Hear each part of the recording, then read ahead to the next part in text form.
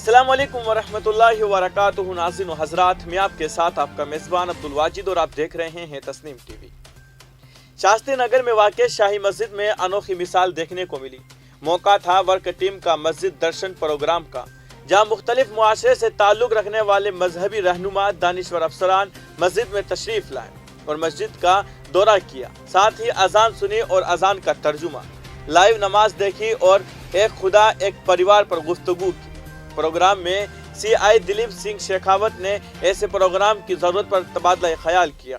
उन्होंने कहा कि प्रोग्राम से लोगों के ख्यालात में इनकलाबी तब्दीली आएगी और जुर्म का ग्राफ गिरेगा। पंडित G.D. शास्त्री स्मरणाचार्य ने अपने ख्यालात रखते हुए कहा कि वर्क संस्था ने मस्जिद का दौरा कराकर हमको एक दूसरे के करीब लाया है, जो मुस्तकबिल में भारत में सतयुग की आमद में मददगार होगा।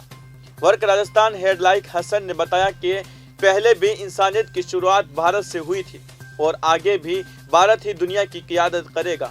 वर्क के सदर सैयद असगर अली ने मस्जिद, वुजू, अजान, नमाज के हवाले से बात करते हुए बताया कि जिस तरह हम सब का खुदा एक है, उसी तरह इबादत का तरीका भी बदला नहीं है और नमाज में 3 चीज़ों का एडजस्टमेंट है।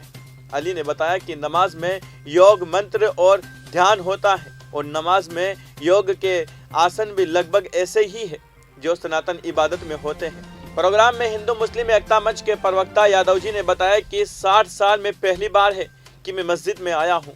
लोग दूर से देखकर बदनीयती में जीते हैं। ये पाक जगह है, यहाँ खुदा का घर है। प्रोग्राम में हिंदू मुस्लिम एकता समिति से ज्ञान चंद खंडेलवाल अपने सभी साथियों के साथ पहुँचे। टीम मित्राय से डॉक्टर विनीत शर्मा और अम्बेडकर विचार मंच से महता राम काला, मंसूरी पंचायत तंजीम से अब्दुल लतीफ आरको वगैरह मौजूद रहे।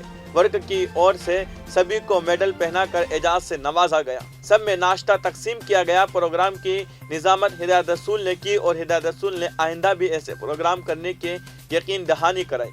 फिलहाल की खबर में इतना ही। मुल्क और गैर मुल्क की तमाम बड़ी खबरें जानने के लिए देखते रहिए तस्नीम टीवी। आपके मेज़बान अब्दुल वाजिद के साथ। अल्लाह हाफिज़।